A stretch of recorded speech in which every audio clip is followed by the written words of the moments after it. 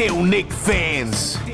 It's been 10 years since the New York Knicks surpassed the first round of the playoffs. Does this current Knicks team have enough to keep pace with the playoff experience of the Miami Heat? Both teams knocked out their highest seeded opponents in the first round of the playoffs. But only one of them will be just the fourth low seed in the past 24 years to reach the conference finals. Knicks Nation, stand up! I said Knicks Nation, stand up! Are you still Knicks fans? If so, get ready! Ron and John are on now!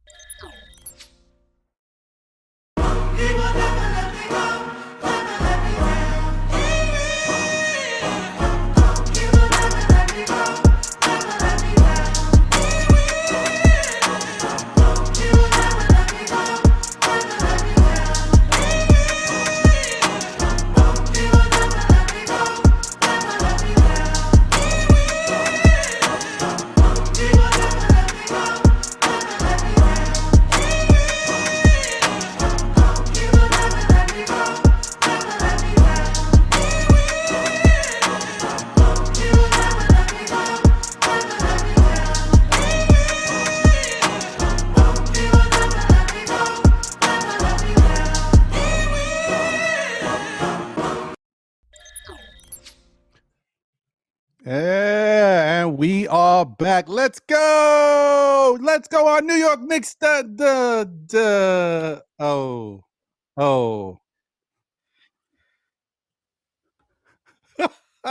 Okay. Well, listen. Thank you guys for tuning in to SKF Weekly. We are back. You see it, Ron, John. We're here. We have some splaining to do, Lucy. I'm sorry, guys. Listen, there was some cliff diving, some jumping out the window prior to this game, but that's okay. We're here. We're men of honor. We stand up on it. You know what I mean? We ain't scared. We ain't hiding.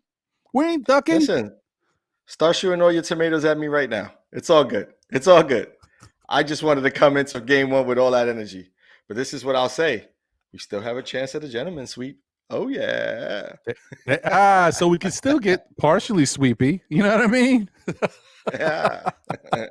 Okay. Listen, it's just, this is basketball, right? And this is one of the things that I'm with both sides of it, right? I'm with the diehard Knicks fan side who doesn't want to hear nothing, is ready to run through a wall for their team and expects you to do the same, don't want to hear nothing. And then I'm also with the other side, the Knicks fan that says, hey, I've been here for a long time. I see how this plays out. I know what we got to do. I know we can't take them lightly. So I'm on both sides, guys. I get it. All we got to do here is play Knicks basketball going forward, and we will be fine. That's it. Make a couple adjustments, and then go from there. You know, as John likes to say, next man up. Yeah, that's it. Let's do that, and we'll be fine. Take over that Yankee mantra of a few years ago. That's it. That's what we got to do. You know, we'll be just fine. Yeah. I'm with you on that, man. I'm with you on that, buddy. I think one of the biggest things that I took from this game is just that if you have a game plan, right, and you play a certain style of basketball, you can win. Even if you're not the most talented, even if you don't have the most skilled players. Like if you play a certain style of basketball and you execute, you can win. And that's what Miami did. Miami is not more talented than the Knicks. I don't think they're better defensively. They're a better three-point shooting team, but I don't think they're better offensively. It's just that they executed a game plan and it worked out very well for them. And, you know, we just didn't make enough adjustments within the game to combat what they were doing. We'll talk about that a little bit. But yeah, it's just, you know, you just got to carry out the plan. Yeah. No, I feel you on that. I mean, listen, we were up, 10, 13 at some point, and right before the half, we let them get right back into the game. we shot ourselves out of the game pretty much. But yeah, we had open looks. I can't be mad at the way we played. We had open looks. We just couldn't knock them down. And I think if we keep playing with that sort of presence and that intensity, I think those shots are going to at some point go in. I'm hoping they'll go in sooner than later. But you just can't expect a team to get open looks and, unless we're just going through a full slump, to not be in every game, and I think this Knicks team is going to be in every game. Like we were within striking distance. At one point, we brought it back down to 3. We were down 3, and we were in striking distance. We just couldn't fulfill, our end of the bargain, which was, knock down open shots. And I think every Knick understood what they needed to do. They understood it, and they understood that they weren't effective in the fourth quarter and in the third quarter, specifically the third quarter where we lost the lead. So, hey man, kudos and hats off to the Miami Heat. They came to play. They locked in. They followed their game plan to a T, and I think we did as well. It's just the better team won yesterday, and that's the team who shoots it at a higher percentage. Unfortunately, it wasn't our Knicks. Could we have used Randle? Possibly, but who's to say, right? Like, those sort of like the understanding of people's games don't necessarily dictate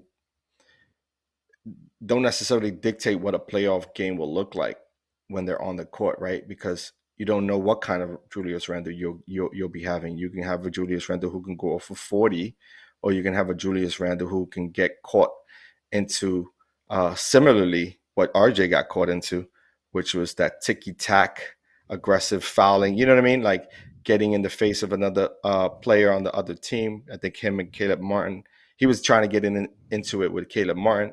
Like that could have been Randle easily. So who's to say, right? I think at the end of the day, we just got to keep rooting for our Knicks and hope that they continue to put a really strong product out there on the court and then let it be what it is. In my eyes, we won the season. In my eyes, they already surpassed my expectations. So for me, it's a win-win. Everything else is just like I said before, it's icing on the cake. So I'm gonna be like I am. I'm gonna be jumping off the roof because I want to see us take 3 straight. I want us to see us go on a run and make a statement. So I'm looking forward to this next game on Tuesday. And unfortunately, I got an event that I have to be in charge of. And so I'm, going to be listening in and probably catching the rest of the game driving home. So I'll be on the radio. Yeah. Thanks, Ron. Thank you. Appreciate you. That's a shame. That's a shame, buddy. I'm sorry to hear that. I'm sorry to hear that. Hey. But hey, listen, the world's not over, guys. It's just one game. Yeah. It's the beginning of the series. Now, I will say this. Game 2 is very important. Very important. You don't want the Knicks going down 0-2 and then going into Miami down 0-2. Now, if it happens, it happens. And do I think they're dead in the water either? No, they could still come back. But you don't want that. Exactly, John. Those odds get tougher. Don't want that. Yeah, those odds get significantly tougher especially in second round playoff matchups, because at some point, you're not going to run into luck that often. So you got to play a good game. You got to play a solid game, and then you got to, take one. You got to win in your home court. Evidently, the team that wins this series wins in their home court. Yeah. And historically, I'm going to just say this to say it because it's this truth, but historically, after the Knicks lose game 1 in the playoff series, they're 0-7. Yeah.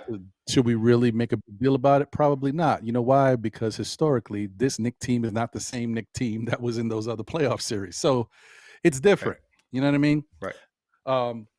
But I mean, this did happen against Atlanta as well. So, something to keep in mind. But right. Yeah, I think they'll be okay. There's some things that need to be done, some adjustments that need to be made. But before we get into that, the injury report has been out there circling. I saw some stuff earlier, and looks like Sherwin put something in the chat, and that's a little bit more. That's some added information. I'll verify it in a little bit, but it could be the case because I'm just thinking what the injuries are and what I saw in the game. So it sounds like it could be true. The only thing that I question is whatever's going on with Quickly. I don't know too much about that. But shout out to the chat. Sherwin said, good night all. Today I saw an article where Mitch has a hip issue. That's probably true because if you remember in the game, Mitch went up and took a terrible fall and landed on his hip, and he turned over, rolled over a little bit. So his hip could be sore. That could be fair. Right. Brunson and Randle have ankle issues. We know Randle does, and I guess Brunson might have tweaked something. We know he's had ankle issues in the past from his, terrible injury that he had a couple months back. Okay. Yeah. So IQ is fine. He's not missing. He's just lost his game. So I hear you. Right. Yeah. So this is not what you want. You definitely want Brunson and Randle, one of them, to be out there. I think one of them will be out there. I think Randle's going to play because now that he knows that Jimmy banged up his ankle and they said it was swole up like a golf ball, but something tells me Jimmy's going to play. So I think Randle's going to play as well. Yeah, we'll see, man. I mean, anyone who does play just has to come prepared and ready to bring it. That's it. Like this is what we play for, right? This is every player's dream is to get an opportunity to play in the playoffs, and get an opportunity to actually play some significant minutes, and you want to make a contribution to winning. I mean, that's what every player wants to do. So whether you're on the bench or whether you come in for only 3 minutes, you want to contribute. And so I expect our entire team to be ready, 1 through 15. You know what I mean? And when your number's called, get out there and show what you can do. Play to your strengths. That's what we got to do. Have every player play to their strengths. And I think at that point, all Knicks fans, all they can do is just admire what we see on court, or not. Your choice. Right. Yeah, I agree 100%. So, that being said, guys, let's break it down and take a look at it. Let me pull up this title page of what actually took place in this game here. All right, guys. So, Knicks went out there and lost the game 108-101. It was definitely a game that was going back and forth a lot early. The Knicks actually broke out and stood close to Miami, and then they overtook them and took the lead. At one point, I think they might have even been up 9 or 10, maybe even 11. No, it might have been 11 at one point. But, Miami chipped away. And then when we got into the second half, they went on an 8-0 run. Because at halftime it was 55-50, and then Miami went on an 8-0 run, and it was kind of one of those touch and go things. I think the Knicks might have got the lead back possibly one time, and then they never got the lead again, and then Miami just took off, and we could never really get back into the game. RJ Barrett finished with 26 points. Oh, oops. Actually, I think I put the wrong number there. I apologize. It wasn't 26. It was 26. Yeah. Oh, coincidentally. Somehow I feel like he had less, but RJ actually had a decent game.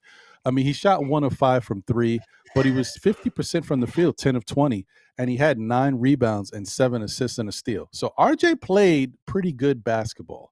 And he looked really good in the first half, but then Miami made an adjustment coming out of halftime, and they decided to try to stop RJ from getting in the lane. Not just RJ, they decided to stop everybody from getting into the lane and basically said, we want you to beat us from outside.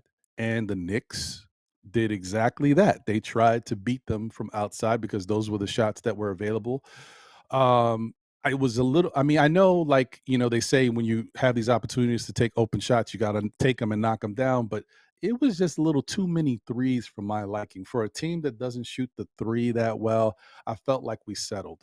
Now, Miami shoots 40 plus threes a game. I don't know how many they actually shoot, what's the actual number, but it's over 40. They're used to doing that. That's their style of game. That's not the Knicks style of game. We have games like that, but usually we're going pretty good or we're hitting some of them. That's making us take more. This game, we were forced to take them, and we took them, and we weren't knocking them down, and that's the difference in the game. Free throws, I think we were 12 of 20, if I'm not mistaken, 12 of 20 for 60%. That's 8 free throws missed. Now, as much as that is a big factor because we lost 108, 101, missing 8 free throws, whatever. I'm not as big on the free throws as I am on the missed 3-point shots because we were 7 for 34. That's a lot of opportunities, possessions that you're coming out with nothing. We might have got a couple of rebounds and offensive rebounds to get a second chance shots, but Mitch had 5, and the rest of the team chipped in. We wound up with 12, but that doesn't mean we converted. So, yeah, I just think it's very tough, man. John, what did you think about all the 3-point shots that the Knicks were taking and missing? Yeah, I think that's the new style of the NBA, and I think we've played like that this entire season where we lived and died by the 3. A lot of what we've done all season was sort of, we don't shoot them up like most teams do, but we do shoot a fair amount of threes. And for the most part, I think we're somewhere around 42% from the field as a team for the season. So if that's correct, I expect them to continue shooting, in this series. It may be to our detriment, or it may just get us going. It may get Grimes going. It may get quickly going. I think the one takeaway for me was that in the fourth quarter, the ball stuck in RJ's hand a little bit too long. Same with Brunson. I get that they were sort of wanting to sort of go bucket for bucket, but I think at some point you have to be willing to be a willing passer. You have to, like, as a team, they need to play hot potato with that ball a little bit more.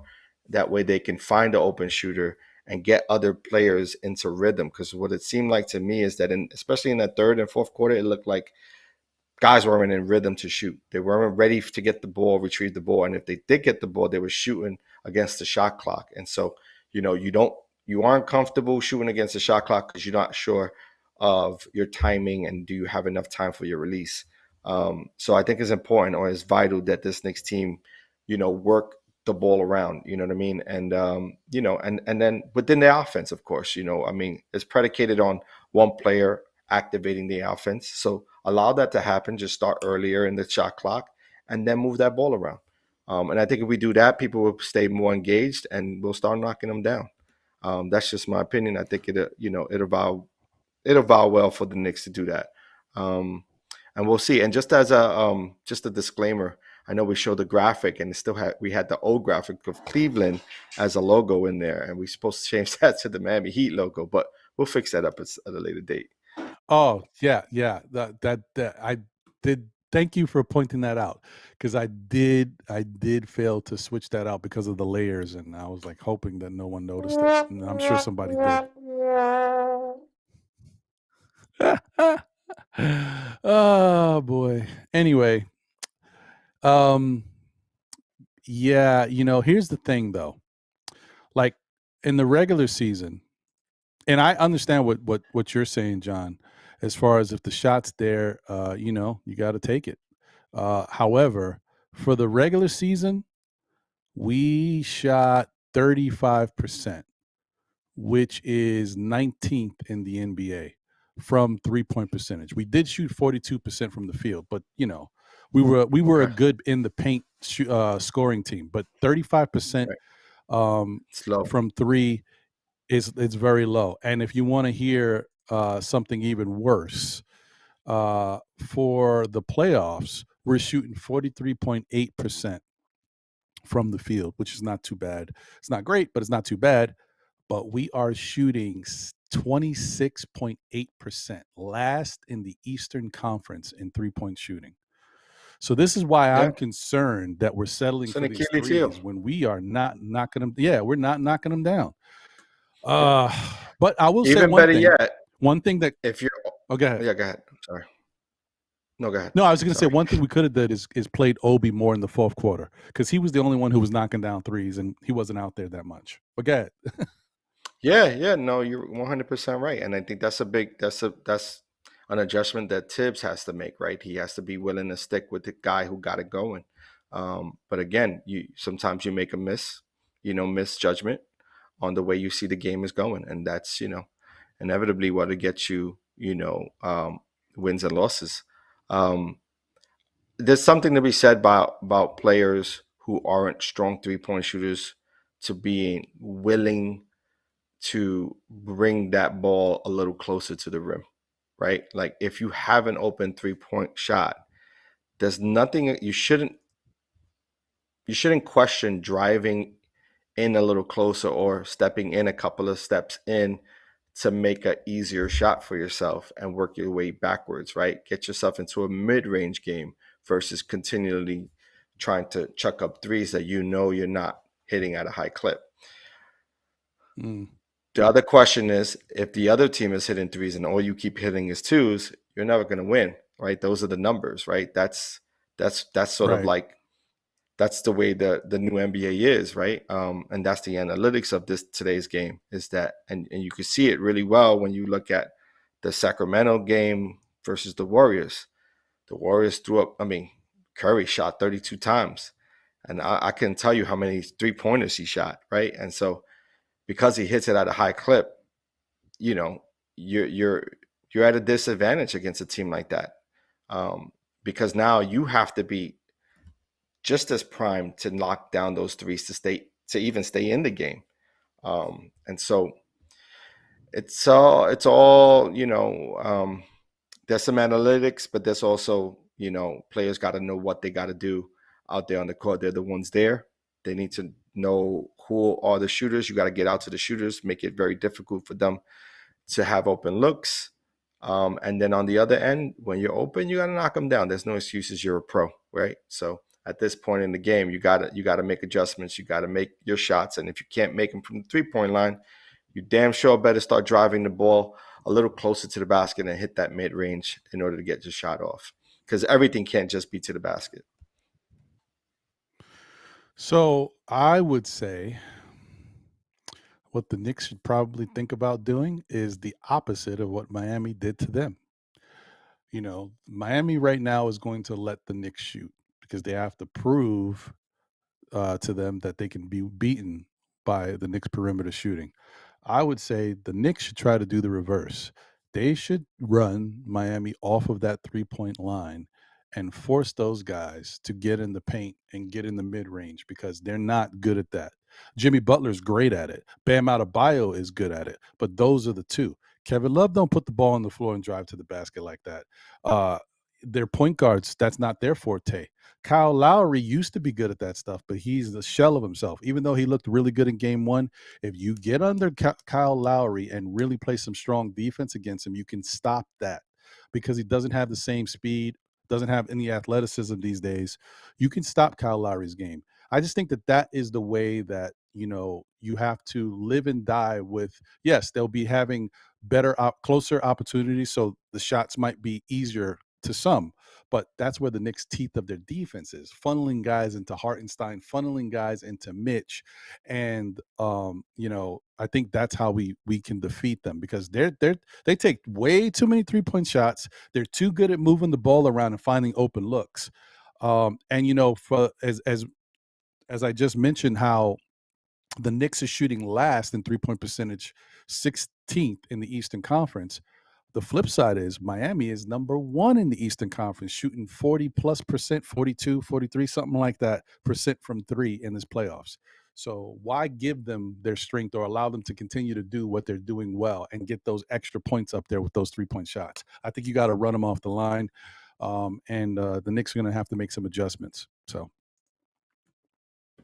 Yeah, that's another way of looking at it. I'm not really sure. I think they just got to be fundamentally strong defensively, and and just keep talking. You know what I mean? Be on a string as much as you can be. What I don't want to see is the I mean, they tend to double a lot. You know what I mean? Like they'll sort of try to trap Jimmy or trap Bam, and I want them to sort of get away from that. I think you got to be sneakier with your traps. You can't just like allow them to be seen early. You got to, you got to hide them a bit more, because Jimmy's going to find the open man, and so is Bam. And I think it's important that we disguise that a little better, and then just be on a string. You know what I mean? And not be so overly aggressive that you're jumping at every pump fake.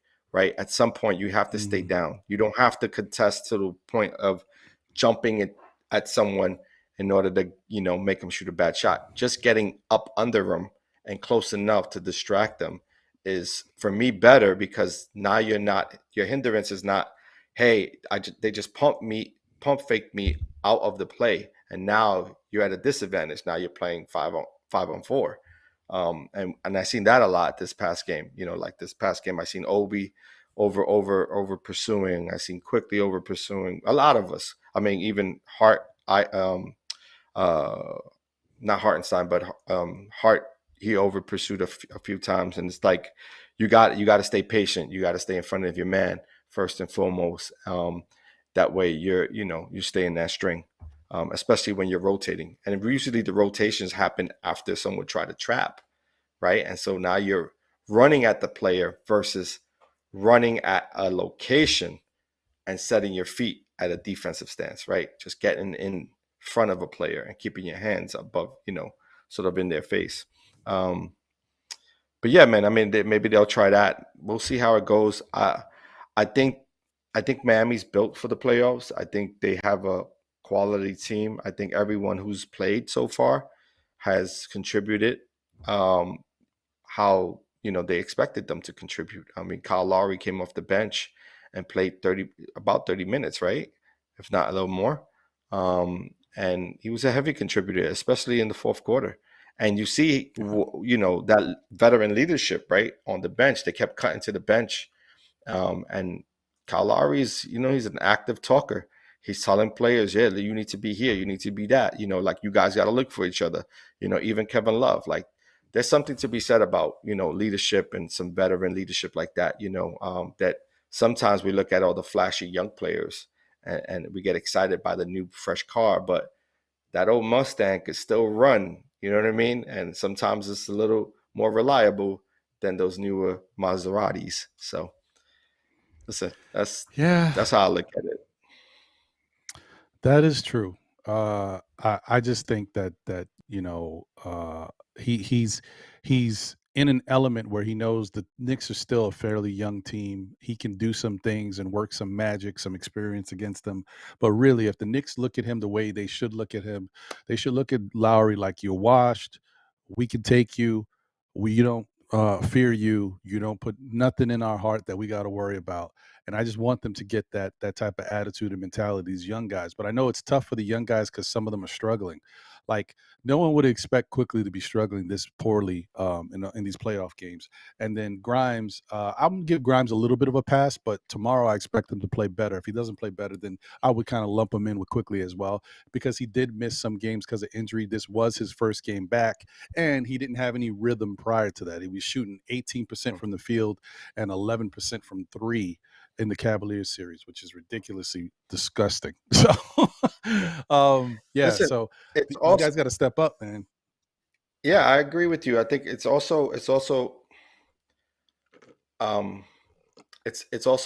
being sort of like, young players tend to be impatient with the game, the flow of the game. Like, they tend to do too much, and so they're either place themselves out of rhythm or out of position.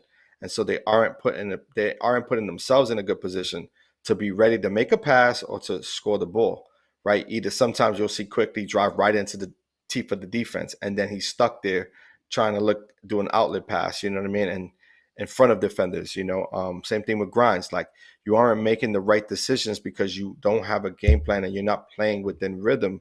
And that's what you get with veterans, and that's the difference. I think, not to say that they should be afraid of Kyle Lowry.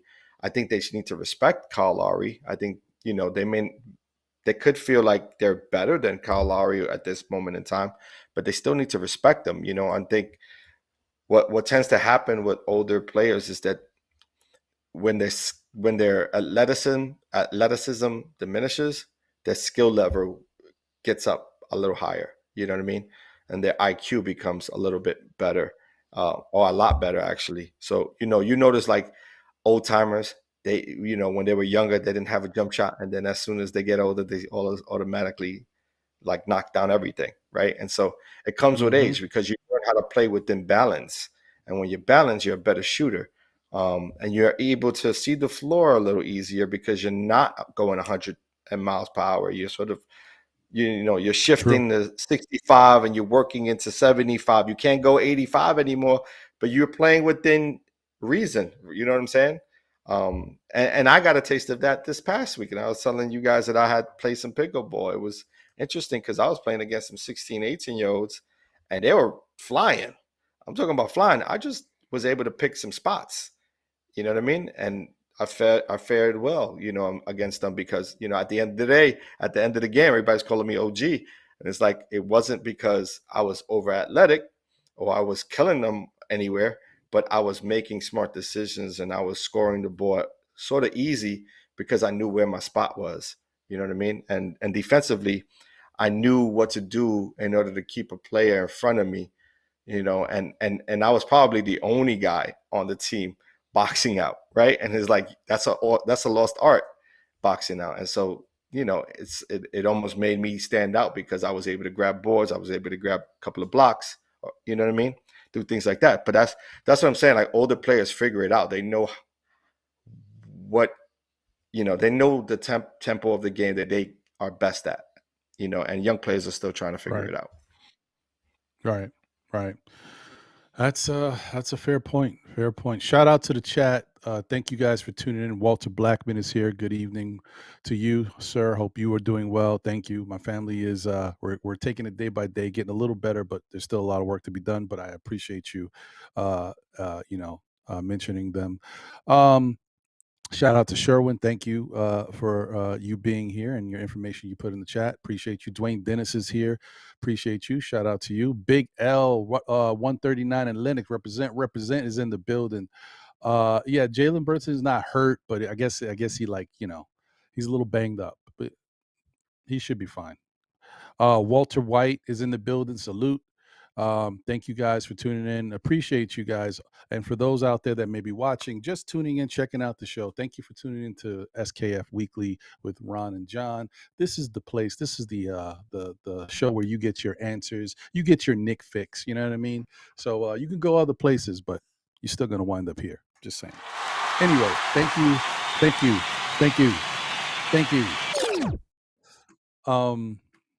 Appreciate you guys. Thanks for tuning in. So I think that the Knicks are a little bit they're dealing with some of that. It's the reverse of what happened in that Cavaliers series. We're both young teams, but for whatever reason the Cavaliers came out, they were a little shell-shocked by how physical the Knicks were playing them. Game 2, they came back and hit us with their best shot. But for the rest of the series, we dominated them physically and really enforced our will and imposed our will. Miami's kind of done that a little bit in this first game. It's not necessarily so much as physical as we were, but they're physical. They are physical. And they're shutting down the paint, right? So now what we got to do in game 2 is reverse it, right? We got to somehow move the basketball, make cuts. John mentioned that stuff. You got to do, Thibodeau's got to call certain plays to get guys good looks, open looks. We might have to go back to something that we haven't really been doing that much. At least I haven't noticed it. Remember, earlier in the season, the double screens, we were doing different weaves. Yes, we were doing a lot of that. Yeah. We might have to do that stuff just to get guys looks. Yeah. Especially with these younger players, you got to get them actively in motion. You know what I mean? So they can feel like they're involved in the game. Even if they're touching the ball as a simple handoff, to get them in the rhythm of a game and active versus just standing silently in the corner. You know what I mean? It's very difficult for a player, especially when they're younger, to sort of just be optimized to the corner three. You know what I'm saying? So I think you're 100%. I think you're 100% right on that. Yep, yep. No, I think that's what they need to do. It's not going to be an easy series, guys. No matter what the Knicks do, they're going to have to fight and claw because Miami's got heart. They're a veteran type team. They've been there before. They've got guys who have bought in. So when you get that type of mix, you're going to have to play hard, play physical, and keep doing it for 4 quarters, 48 minutes. No let off the gas. No, we could see they played great for one half. In the second half, Miami hit us with their best shot, and we never really came back. So well, I'll say this though. I'll say we did bring it down to 3. So we were in striking distance. You know what was the killer play? That's true. You know what was the killer play? That when RJ put his head down on that fast break off of, I think we got a stop and we got a sort of an outlet rebound, pushed it out to RJ. RJ put his head down and he went to the basket, and then Caleb Plant is a boxer. Caleb Martin got the block. You know what I mean? And that was the shift. That was the changer right there, because now you got Miami's motivation up. You know what I mean? Because had RJ gave a look, he would have seen not Obi, who was running with him? I think it was IQ. There was either IQ or Hart was running with him, and he would have been able to sort of like either pass the ball early and get it back, or you know what I mean, or shift.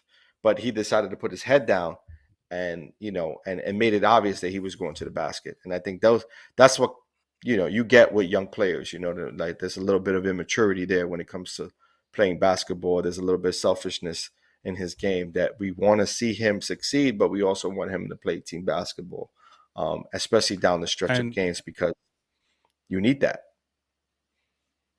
And I was just going to say, shout out to Miami for clogging the paint and making it tough on him. So that way later, when he was in a position to get the ball, he felt like he had to bully his way in there, like put his head down and just get in there.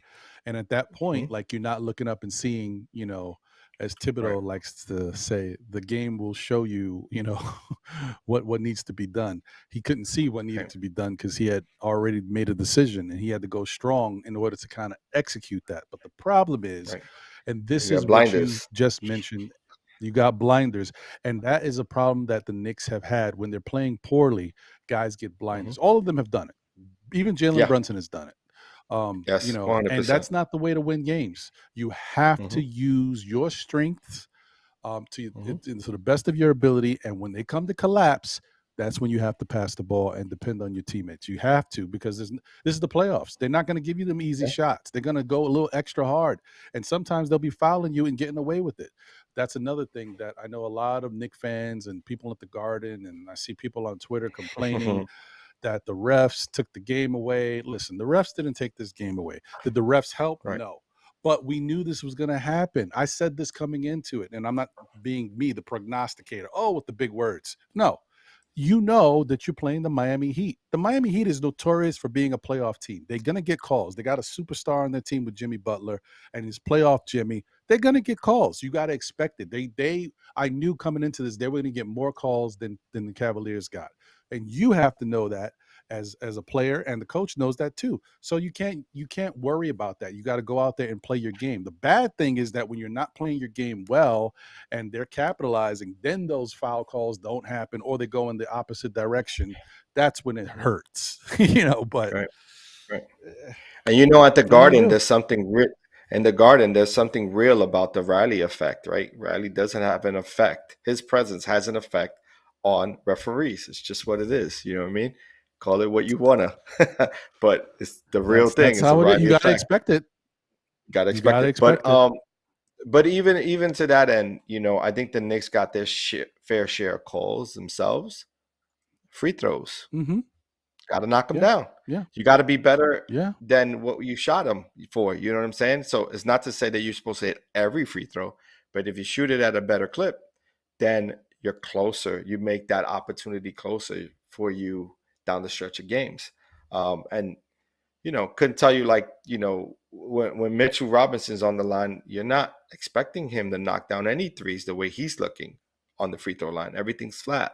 And so I was surprised that he hit one. And the same goes for other players. I was looking at RJ Barrett, and I was expecting him to miss a couple, and he surprisingly knocked down the majority, if I'm not wrong, of his free throws. But we just got to do better as a team. 5 of 8. 5 of 8. It's not bad. You know what I mean? So for me, it's just like you get an opportunity, you get those calls. I think we got to do a better job of developing calls. You know what I mean? Like being able to like very, very Jimmy like, right, where he's able to get you off your feet, draw a contact, and then put the shot up. A lot of our drawing contact is like in the pass, not in shooting motion. You know what I mean? And we got to get used to getting into that shooting motion in order to get to the free throw line more in the next series. So in the next game, I should say, on Tuesday. So. Yeah. And, another thing that's important to look at is like, when Hartenstein only had 2 rebounds and 2 points. Okay, the 2 points is what it is, but 2 rebounds. And Hartenstein usually contributes more than that, right? But in fairness, what you did get was RJ Barrett had 9 rebounds. So he picked up some slack with regards to that. And Obi Toppin had 8 rebounds. Going back to the point once again that maybe Obi should have been out there in the fourth quarter more because he was rebounding and he was the only one knocking down his threes for the most part. He was 36%, 4 of 11. He took a lot of shots, but at least he hit 3 more than any other Knicks player. Like everybody, guys had 1. Quickly had 1. Quentin Grimes had 1, and Barrett had 1. Obi was the only person really somewhat consistent with 4. He finished with 18 points. So. Yeah, I think the question behind that one was the matchup, right? Because they put Jimmy at the 4, and they went Strauss, and then they went Was it Strauss? And then they went Strauss. They went Lowry, and they went what's the point guard's name? Gabe Vincent. Yep. Right, and so Bam played the 5. So that's an awkward matchup. Yeah, because Jimmy and Obi, you look at Obi and you don't necessarily have enough faith that he can guard Jimmy Butler out in the perimeter, right? He's a little slower footed. Right. You know what I mean? He could probably, hold him to a certain degree on the paint, but Jimmy's just going to pull him further out. And I think that was the matchup change because they wanted Josh Hart to play him, and they pulled Obi for quickly, if I'm not mistaken, and they kept RJ in. Very true. And so that was the key of the game right there. And I understand that. I can somewhat agree with that if that's what Thibs was thinking early. The problem is that with would you play Obi on Bam in the game? I mean, it's not ideal. I would and just see what it looks like, but you don't have to because you did have a big out there. The big could be on Bam. So, but here's the thing. Where do you disguise traditionally, Obi? You put him on Strauss? Well, if everything was regular, right, I agree. Right. Then maybe, you might think about how do I use Obi in this situation? It's tough. But, yeah, I guess no, I'd probably that doesn't make sense Strauss, right? When you look at it, but I'd put him on Strauss because Strauss is not a driver. Right. He's a set 3-point shooter. So that's what I would do. But in the end, it bit Thibodeau in the butt because Jimmy got hurt. He hurt his ankle with like 7 minutes left, and he was still out there playing decoy. Yeah. If there was ever a time to put Obi out there on him, that's the time. I don't know. I don't know. Yeah, you're right. I mean, listen, that's why they say the New York Knicks fans are the most knowledgeable, right? We watch the game, we pay attention, and we're always looking for those little nuances within the game that sort of other fan bases don't see. And so, for me, I would have, I'm agreeing with you. I think that Obi at some point should have gotten back into that game, even with 7 minutes left to close out the game. And I would have liked to see some, maybe move away from, RJ, even though he was our, best scorer and, inside. But I would have liked to see a lot more Grimes and Hart play down the stretch, so you could get a little bit stronger defensive presence there. Maybe, pick up some turnovers. But we didn't see that either. So guess we'll see. Yeah. Yeah, it was kind of tough. It was kind of tough. Shout out to the chat once again. Allah Wise is in the building. Peace. What's going on, brother? Allah Wise said, when Brunson get teched up, you know it's going down. I hear that. Lion of Judah's in the building. Yep. Once again, Lion of Judah's in the building. Shalom, my brothers, Ron and John. Blessings. Here's my thoughts about Thibs' defense and his strength. But why you don't have your best defenders in clutch time? I don't mind if we lose, but to give it away. Well, I mean, that goes to what John just said. Right. Like, we didn't put our guys out there that we have done in games in this season where we put our best defensive lineup and try to really show the opponent a couple of times against Cleveland. That's the thing. So sparing minutes. That's the thing, guys. The Deuce needs to be let loose. Okay, I don't care what Thibodeau's trying to do. He's trying to give people minutes and all this. Deuce got to get out there. He should be out on exactly. Gabe is a really good matchup. Deuce is the same size, maybe a little taller, but he's got a 6'10" wingspan, 6'9" wingspan. He's a good person to be guarding Gabe. He'll give him fits. And he definitely should give Lowry fits too. That's why I'm saying, like, you can't play him too many minutes, but give him some minutes to put him on these guys and kind of shake them up a little bit. And another thing is maybe now we see a little bit more Grimes because Jimmy is favoring an ankle. I'm sure Jimmy's going to be, if he's out there, he's going to be fine, but he's going to be favoring it. So Grimes might be able to stick with him a little better. Maybe you can use Josh Hart to work him on the offensive on other people. Yeah, because Josh Hart was glued. He was all over Jimmy, and so he couldn't really help defense with other guys out there. Right. But also you want to also attack any player who's lingering. You want to attack them on the offense, on your offensive 100%. End as well. You want to keep putting the pressure on them to work both sides of the court. You know what I mean? Not just the one side. He was a decoy, like you said, and nobody really went at him knowing he was hurt. It's like RJ. I think they put Caleb Martin on him, and Caleb Martin is a strong enough defender. Strauss also was able to, pin him a few times. And it's important that we have other players attack the basket. That's the problem when you don't have Grimes active in an offense, because now he's just predicated to just catching and shooting. When we know he can bring more to the table, he's more effective on this offensive schema when he is an effective driver and playmaker. And that needs to happen. Him, Hart, Jalen, and RJ. It can't just be Jalen and RJ. It has to be, and Obi got to also pull that out of his bag as well. Right. Yeah. You know what? Let's take a look at the because I just saw it. Someone just said something. I think it was who was it? Oh, Allah Wise said something about we had 62 points in the paint. No way we only shot 20 free throws. Refs swallowed the whistle on our end of the floor. It's probably true. Let me pull up the game chart so you guys could take a look at this. And by the way, I got Denver against the Suns. I seen that his next question underneath. Yeah. I'm with the whole Denver situation as well. No love lost for me and Durant. So yeah, go Denver.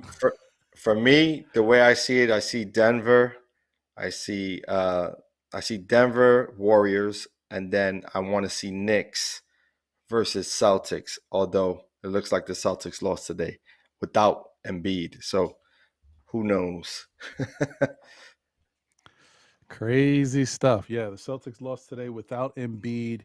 And James Harden got busy. He hit the game-winning three-point shot, and I think he finished with 40-something points. So he got busy in his bag. Hey, listen, man, they're they're all-star. Listen, you there for a reason, man. This is when you have to show up, right? This is the players are when the stars are born. You know what I mean? Or stars are built, and he's built a reputation of losing in the playoffs. This is actually a good look for him. Yeah, I agree.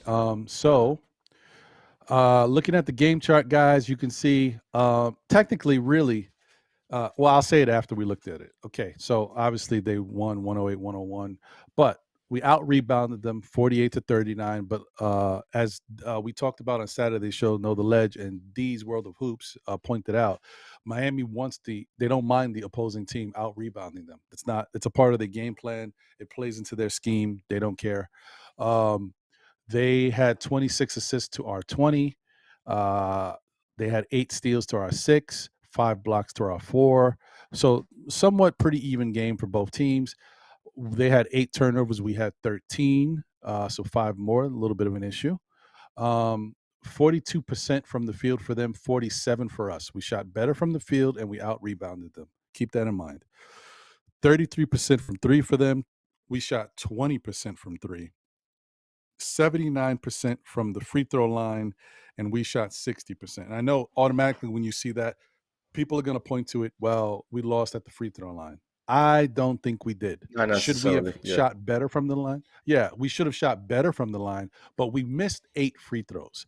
And I'm just saying, like, the margin is not as important as the fact that we gave up more 3-point shots to them. They hit more, and those points, just when you look at how many points they got off of threes compared to us, that's the difference. So we took a lot of threes and we didn't knock them down, and we didn't stop them as much, from shooting these threes. Now, don't get me wrong, 33% is not great. We did a decent job, but we needed to be even more effective if we want to win a game when we're not shooting the threes that well. We got to play even stronger defense on that perimeter.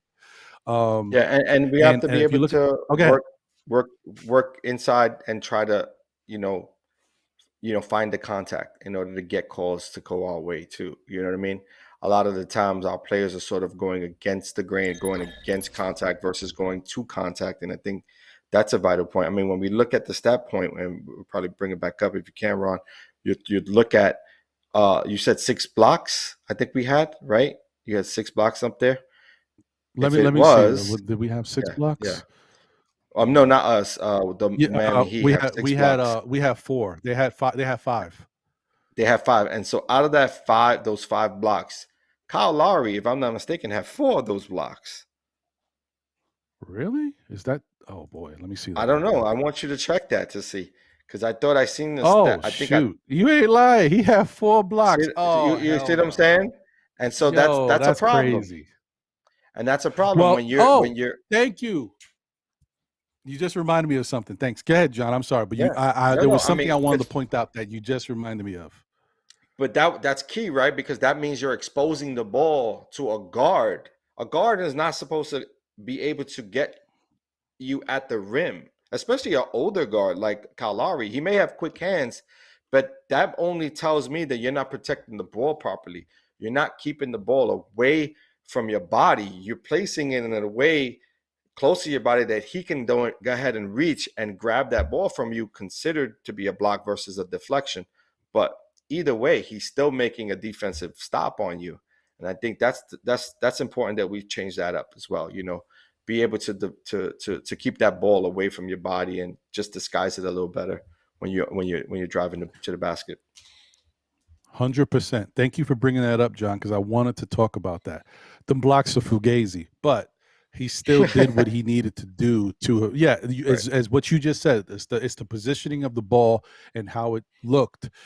Those could be perceived as deflections, or but they recorded them as blocks. But still, either way, it's a turnover. Like, it was so many, and it's a turnover. Yeah, there was so many times I was watching. I'm like, you guys know that this is what he's trying to do. Him and Jimmy both do very well. This is their thing. So if you go into the paint, you better hold that ball strong or keep it up, so that they can't really hit it as conveniently. But the Knicks kept doing it. And I'm like, come on, guys. All right, you already seen it happen once or twice. How many times are you going to keep going into paint around Lowry and let him slap at the ball?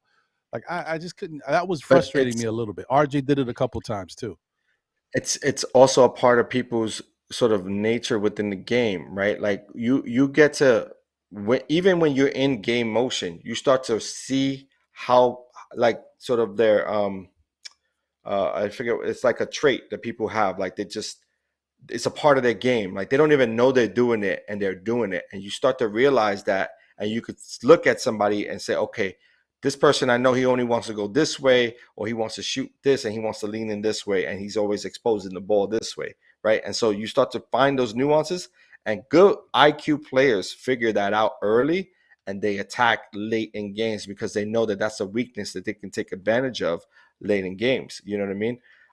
Great defenders, all great defenders know about it and they do it. You know what I mean? But they don't pull that card out early. They hold it until it's a crucial part of the game in order to take advantage of a weakness of another player.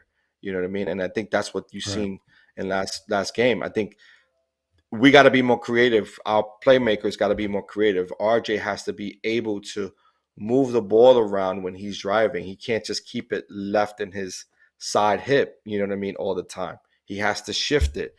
Same thing with IQ. He definitely gets past people, and he always keeps it too close to his body where you can poke from behind. And those are certain nuances that good teams, good defensive teams pick up on, and they talk about that at volume when it comes down to, the video room. You know what I mean? So Right. 100%. That's a great point, John. Yeah, that's something the Knicks are going to have to really watch going forward. It's going to be something you got, because like I said before, Knicks have the advantage. They're a better defensive team. They are a better offensive team, but Miami is playing very crafty. They have a game plan. They're executing, and you're feeding into what they're trying to do by making sloppy errors or these turnovers, giving them opportunities to slap the ball out your hands. I mean, you can't even get an opportunity at the basket. Like, I know RJ started getting frustrated, but it is what it is. Right. I'll give Miami credit in one area though. I think Miami has they're better communicators amongst each other. I think even during timeouts, they're all talking about the game together, talking about weaknesses, talking about where they need to be, explaining their rotations. They do a better job of that. And when the Knicks are on their breaks, they're sort of high focused, and all of them are just paying attention to Thibs, and they're not all talking. You know what I mean? And I think it's important that they start to realize the game as in its truest form and say they're the ones out there. They're the ones that need to be communicating. Thibs could only give you a blueprint. Right. They have to execute it. Right. And shout out to D's World of Hoops, because on his show earlier, he was pointing out that the Knicks were having a lack of communication on defense. They were getting caught up in the same spots. Guys were covering the same guy when one should have stayed home.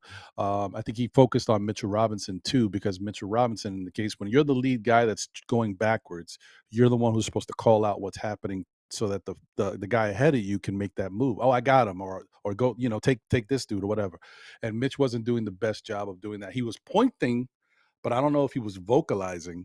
And by that time, it's too late. It happened with Hart. It happened with Obi. It happened with it happened throughout and the Knicks were caught up. And because of that, Miami got some good looks. And another thing, Miami also, I mean, we're saying that they did the Knicks did a pretty decent job on the 3-point line, towards them. But Miami was getting some open shots. They just didn't hit all of them. So, and the Achilles heel for the Knicks defense is that 3-point perimeter defense. So it could really bite us in the butt if we don't do a better job at closing out and running them. That's why I said you can't just close out to try to, affect the shot. We need to run them off the 3-point line and force them into the strength of our defense, which is Mitch and Hartenstein, because both of them have been doing a great job at physically affecting shots, whether if they block them or not, but they're affecting them. So we got to do that. We have to. Or so even if you run up, it's going to be tough. Yeah, even if you run at them, but get in a situation where you're in a defensive position to just force them in a direction versus jumping at someone where you're completely out the play. And I think that's a part of our issue. Flyby. The Knicks are known for the flyby. For the flyby. And it's like, you don't need to fly by. You don't even need to contest that high. Like, it's good that you can do it if someone's off their feet. If they're off their feet, by all means, you can get up there. But if they're not off their feet, there's no reason why we should be flying by. You should be getting into position to force someone in a direction that you want them to go in, right? And if they're pump faking, then they pump fake them. They don't pump fake themselves out of their, sort of play, right, at that point, because now you help the defense catch up, So, I just and it starts with the double teams, right? Because they're not hiding them effectively enough.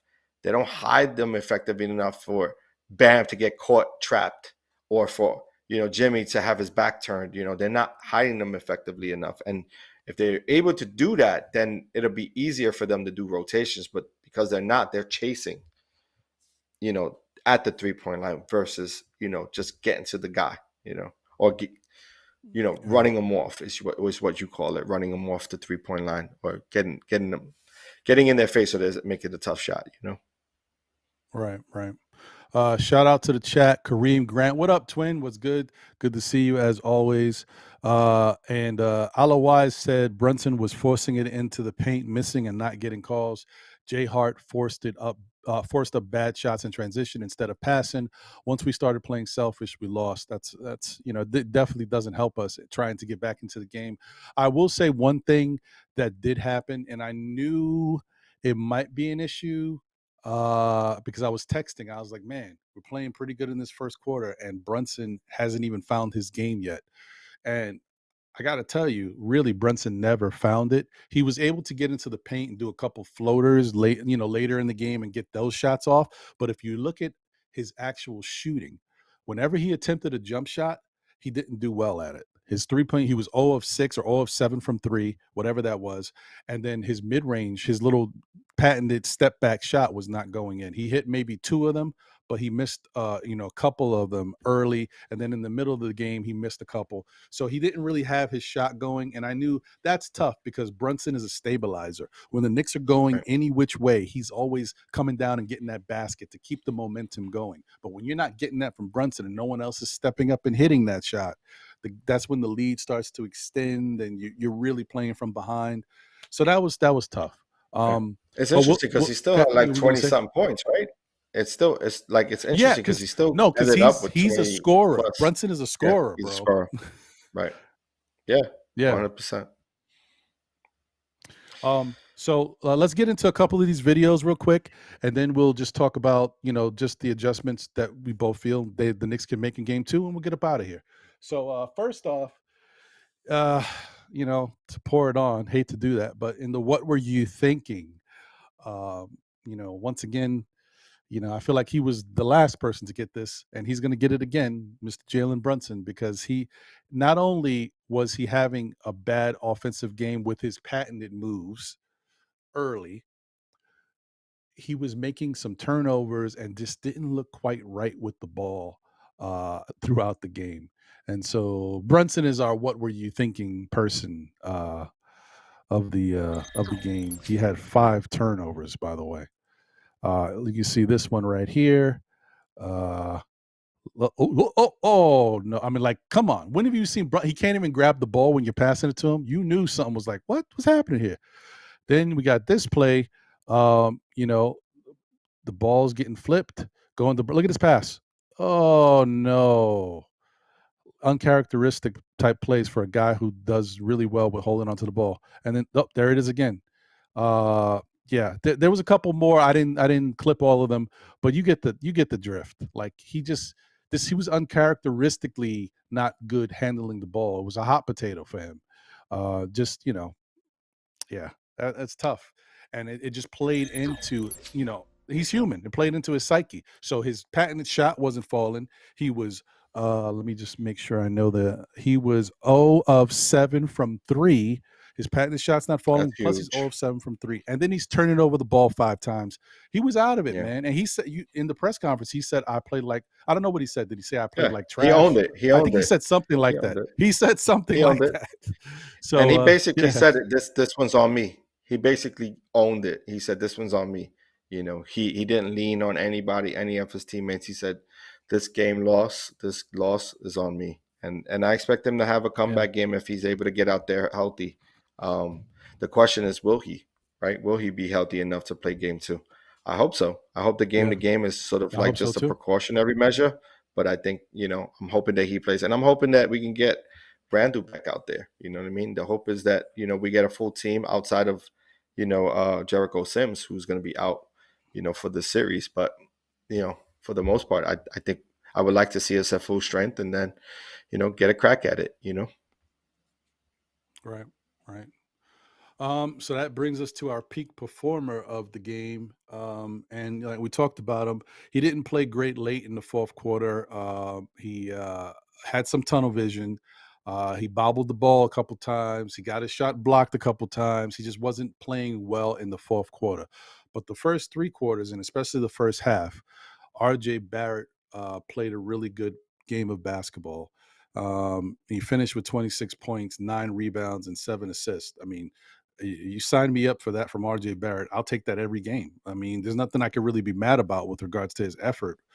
He just didn't really have a lot of good, shot opportunities and good decision making on display in the fourth quarter. But as far as his offensive game, he was the peak performer, and he went out there and he was tacking, getting into the lane. Look, had him on his heels. This is the difference: first quarter versus fourth quarter.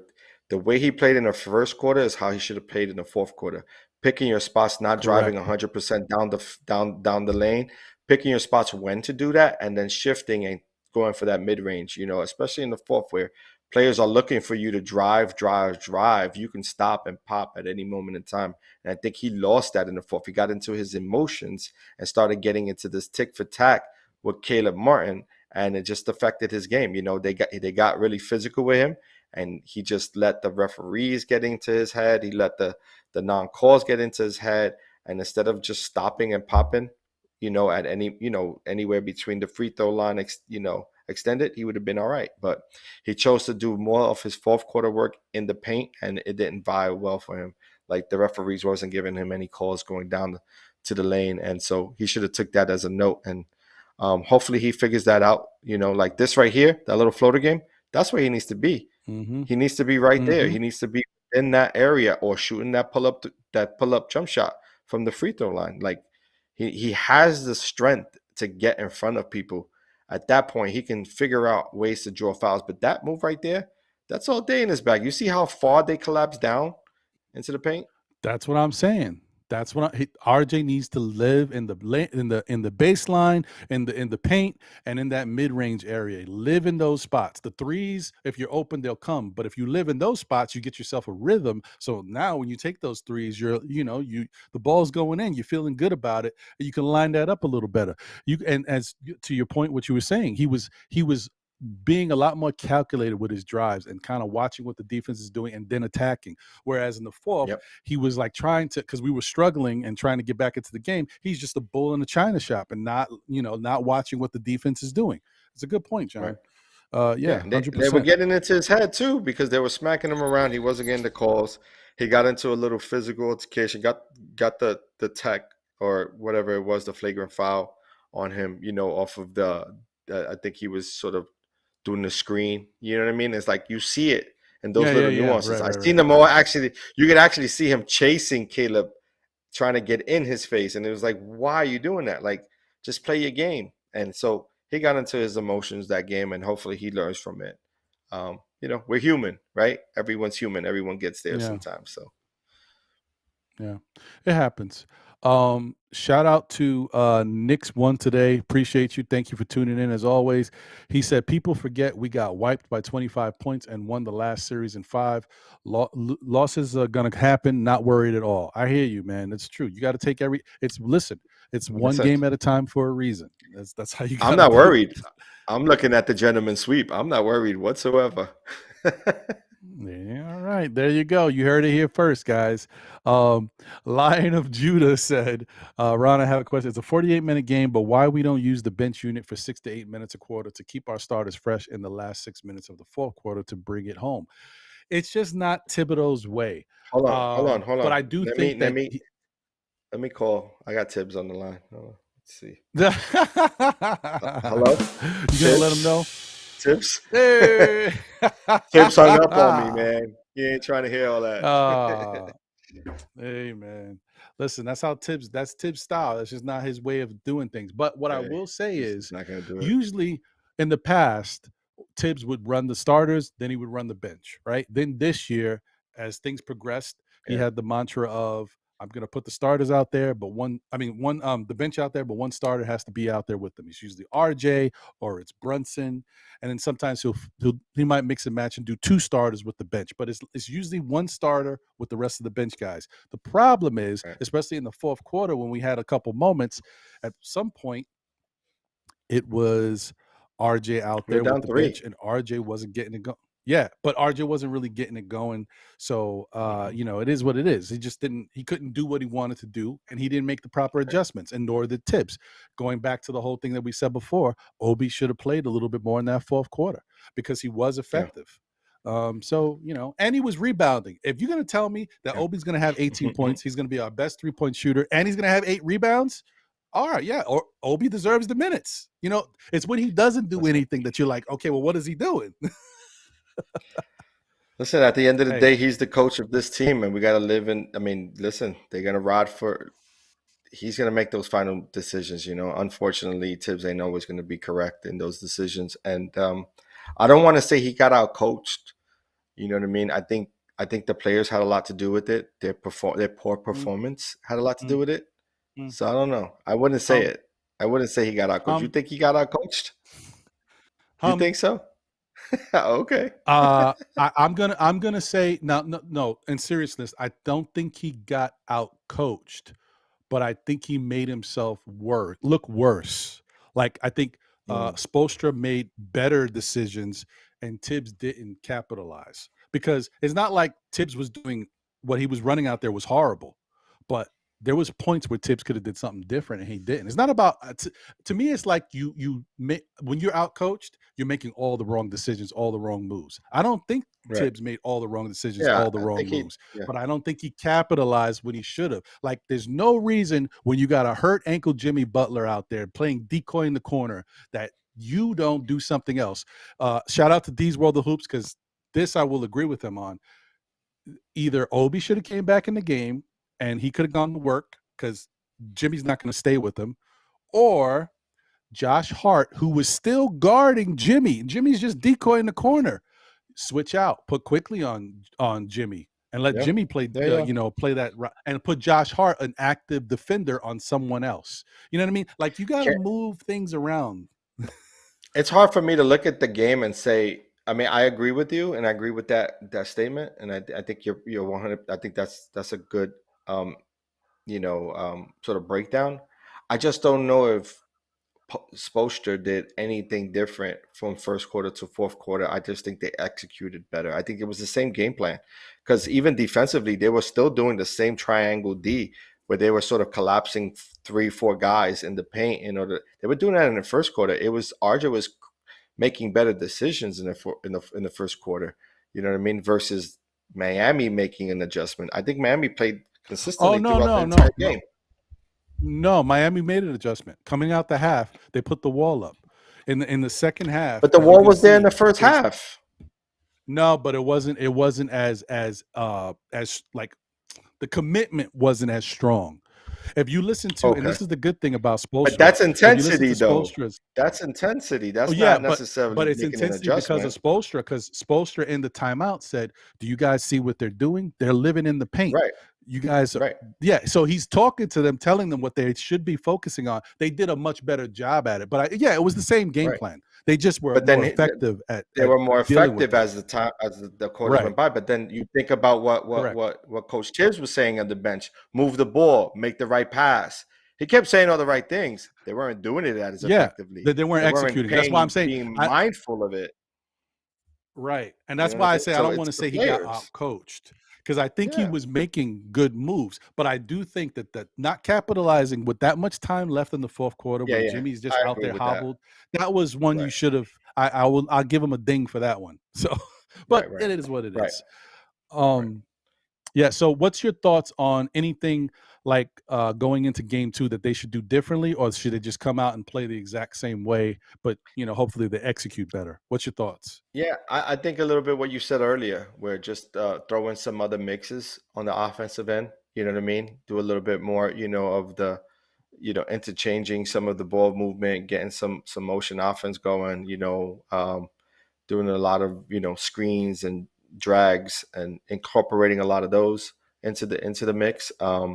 Not going, strictly, pick and roll all the time, or, one-on-one all the time for a player. You shift it up, get other players more involved, especially if we don't have Brunson. If we don't have Brunson and Randle on our next game, you definitely have to switch it up. You definitely got to. Oh, there's no 100%.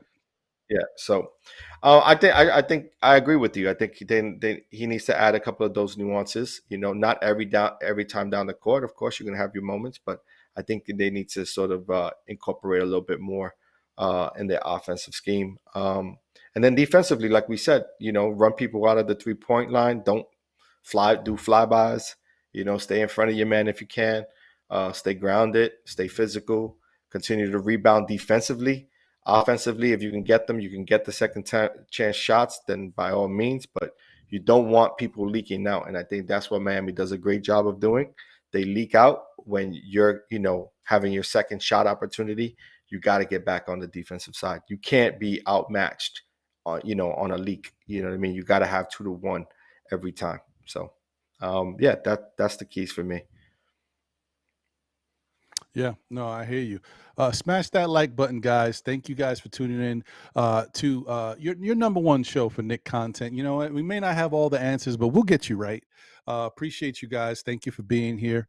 I think that the Knicks should do all of the things that John had just mentioned, and I also feel like one of the other things that they should really think about doing is letting it's kind of what I thought they were going to try to do with Donovan Mitchell in the Cavs series. Let Donovan get his and stop everybody else from beating us. But what happened in that Cavs series, and that's a learned thing, while they were playing and trying to stop Donovan Mitchell, they noticed that Donovan wasn't really able to get what he'd like to get with their defense. So then they said, well, okay, if we can do that, then let's show them a couple different looks, and we'll just stop the rest of the Cavs guys because they're not doing much when they're left open. They're getting open looks and they're not hitting these shots. So it allowed the Knicks to be a little bit more free with their defense. Miami hasn't shown the ability to miss as many shots as Cleveland did from 3. So you have to kind of look at it a little differently. So I'm saying play Jimmy Butler straight up, right? With the mix of Grimes and Hart. We already know Hart plays good against him. I was watching highlight tapes from Hart playing Jimmy Butler with Portland and with the Knicks, and he plays him pretty well. So Hart can play him straight up, and Grimes plays him pretty good as well. Maybe Hart plays him a little better, but Grimes plays him well as well. So play him straight up, and especially if he's hobbled, even better.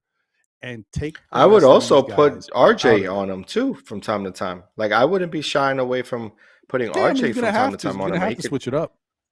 You have to. I mean, at this point, you want to be able to like give him different looks. You don't want to keep the same guy because again, it's man, I just lost the word because I was thinking of the word that I was trying to use. It's not nuance. It's when people do sort of the same thing over and over. You know what I mean? They have sort of like the same, what is it called? Oh my God. See the old man brain just left me. I'm gonna get that word back. But basically you were talking about Donovan and it came to me. It's like everyone that does the same play over and over. Like they just used to doing certain things over and over. And I forget what that word is, but it'll come to me. But that's what you gotta focus on. Habitual. Yeah, like being habitual. Yeah, it's like sort of habitual in nature where people sort of have tendencies. Yeah. They have the same tendencies. Those tendencies. Same tendencies. Yeah, those tendencies are key, especially if you can find those tendencies and then take advantage of those tendencies. It's big, you know what I mean? So for me, Jimmy with a hurt ankle is going to be less effective in sort of the bully mentality, you know what I mean? Unless he gets a shot and he don't feel no pain, then he'll probably play freely. But at some point, the pain's going to come back, and you got to just make him. I want to play Jimmy physical because he has a hurt ankle. I want to be even more physical against Jimmy. You know what I mean? At that point, so for me, it's just like keep throwing bodies at him, keep throwing different bodies at him. You know, I think RJ's strong enough to stay with him. He may not be as quick. You know what I mean? But strength, I think he can match up well strength-wise. I think Grimes can be, effective because he's more, physical with the hands. And then Josh Hart. Josh Hart does a great job, like you said. So I would say keep throwing bodies at him. Yeah, it's less about. That's the defense we should play against him anyway. But it's less like. Avoid doubling him is what I'm saying. Don't let Jimmy go one-on-one. especially now that he's got a hurt ankle. I mean, this is ridiculous not Yeah, to. 100. But in general, even if he didn't have a hurt ankle, let Jimmy get his. And Stop everybody understand else. that what Jimmy likes to do is get into that mid-range paint area anyway. The mid-range area, okay, that's yours. But once you get closer into that paint, now you're dealing with me guarding you and Mitch is behind me. So I take my chances with that. So I think that's what they should do. But to Sherwin's point, he says it's not going to work what we talked about for the Knicks offensively because they're playing a zone. Playing a zone is going to make it difficult. Yes, they're going to clog the paint and they're going to force us to shoot those open jumpers. My thing that I've said before is you're going to have to knock down some shots, but you don't have to take 35 plus 3-point shots in the game if you move the ball effectively and guys move. So what happens is while they're playing that zone, as they're passing the ball, certain guys got to move their feet and move around. Some come around the baseline, give another window of where that zone has to cover. So there's another spot that they got to look at. When you look at that spot and that spot presents itself, that's what gets a guy on the defense moving in the zone. You're going to have to do something because if you let them just stay in their zone where they want to be, you're going to have a problem. I agree with that, Sherwin, but you have to make them move a little bit. It's still going to be a zone, but if you start having guys run to the top of the paint in that area where we've seen Hartenstein play before, that top of the paint area where he can do the dish pass to a cutter that we know was successful with the Knicks, or have somebody coming around underneath the baseline where you got somebody that could post up and get a quick turnaround shot right there. Just mix it up. That's all I'm saying. Mix it up. Don't stay stationary and just let things happen. That's it. Yeah, got to mix it up. You got to, in this playoffs, you got to throw everything out there. You got to be willing to sacrifice and do other, nuances to the game. And everyone should be available to guard Jimmy at some point. You know what I mean? And whatever works. You know what I mean? Whatever gets him out his game. And yeah, you're right, Sherwin. I don't think he's 6'8", 240, but he does play like that. You know what I mean? He does play like that size. I think Jimmy's more like 30 pounds less. He may be 6'8", but he may be 6'7" or 6'6". But he does hold 230 really well in his frame. And I think, he's a strong player. You know what I mean? And you can't take that away from him. But he is an injured player. And, you got to take advantage of an injured player when you have the opportunity to do so. So, yeah. Make him their Achilles heel at this point. Force them to make a move. 100%. I agree. Yeah, I think he's more like 6'7", 230, around there. Maybe a little less because he seems like he slimmed down, but he still has that power. But he plays either way, it. he's he a plays, load. He plays that big. He's a load. He does play that big. He's a load. Yeah. And I think that's going to happen too, Sherwin. If Randle's healthy, he's going to guard Jimmy at times too, because that's how the Knicks progression of they switch, and so he's going to be on Jimmy, if most likely at some point. Man, John, any final words, brother? Man, let's get excited for this next game, man. You know what I mean? We're down 0-1. Let's go for it. Let's get that win at home and continue our move forward with the gentleman's sweep. You know what I mean? That's what I'm looking for. I want us to get 2 in a row. I want us to start with 2 in a row and then take a stab at taking 1, taking 2 in Miami, because we got to get 1 in Miami at the very least. So I want to see 2 in a row. And then if we can steal the third one, that would be awesome. But let's see, man. Go Knicks. Thank you all for joining us there in the chat. Peace and blessings to all out there. And I'm looking forward to the next one. There you go. Sounds good. Shout out to the chat once again. CAA Mafia, I see you. We appreciate you for tuning in. Guys, smash that like button. Show your love for the show. I appreciate you. Morning Brew Sports, as you guys would say, what it do? Appreciate you, Phil, Jiggerman, and Heck. Morning Brew Sports. That's right, where you get your Yankees morning brew and your Knicks morning brew. Appreciate you guys, man. Appreciate you guys so much. So tune in, show your love for this show. Like, comment, subscribe, all that good stuff. Yeah, so this has been another great show, guys. I thank you guys for supporting and always being here. And as John said, listen, Knicks are going to be okay, man. They just got to go out there and play basketball, but execute. The moment's not too big for them. They've showed what they could do in this first playoff series. They won. They got rid of the Cavs in nice fashion. They just know that the Miami Heat are crafty. They're not an easy team. So for a lot of the Knicks fans, when we were talking about this in the past, they were like, oh, we ain't got to worry about them. We beat them throughout the regular season. Well, when are you going to notice that this is the playoffs? So all I'm saying is don't worry. We're still okay. They just need to go out there and execute, play smarter. And if an adjustment needs to be made, Thibodeau needs to keep his eyes open. I'm not saying he was horrible. I'm just saying if something presents itself, you need to jump on it and capitalize. Because Spoelstra watches. He sees. Spoelstra's a smart guy. I remember when Spoelstra was the video guy and people didn't know if he could coach. And he had to take all of the lumps coming into coaching and show himself and prove himself. And he's one of the best coaches in the league because he studies. He's astute when it comes to that stuff. So yeah, that's all I'm saying, man. They should be okay though. I think we will go into Miami 1-1, but we got to get it done tomorrow. And I can't wait to see what happens. As I always say, tell a friend who tells a friend who tells another friend. Still Knicks fans, we'll be back again, whether it be on Monday nights at 9 p.m.-ish with Ron and John.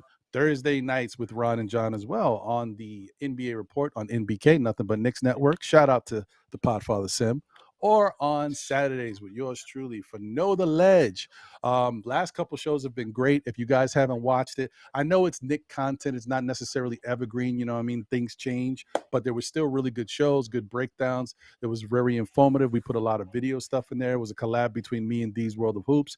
So definitely check that out. And listen, right now it's good because you can refer back to it. There's even timestamps. So if you want to see a certain thing we're talking about, a video of a certain defense or Jimmy Butler, whether we should double team him or not, there's video breakdowns of that. So you guys can click on exactly that. You don't have to watch the whole 3 hours. So I would go definitely take a look at that and see how that reflects on what we should be doing in the rest of the series or what Miami's been trying to do to us. So keep that in mind. Anyway, guys, I'll tell you something. They need to start, reaching out to D and bring him into the video room so he can help out with some of those. You know what I mean? Right. He definitely got an eye for that.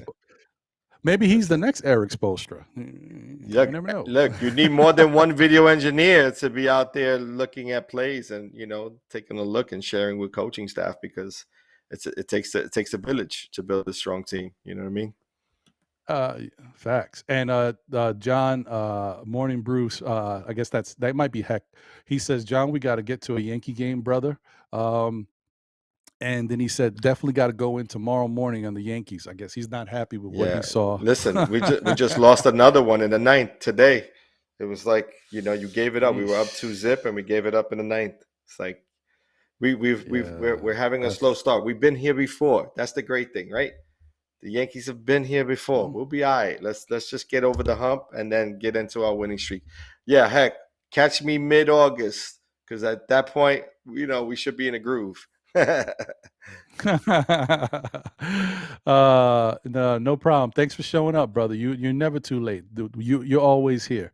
Quality Jumper in the building. Salute to you, my guy. Quality Jumper, man. It's been a minute since I seen you at an MBK event or something, man. It's nice to chop it up with you. I hope to see you again in the future. Hope you're doing well, right. You and yours. Go Knicks. All right, guys. That's right.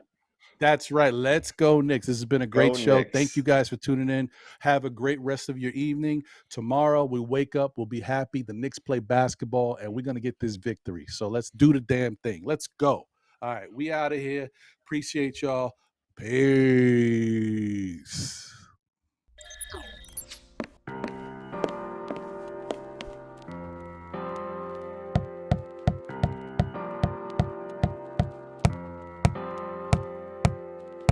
Freedom over fame. Freedom over cycle stays the same.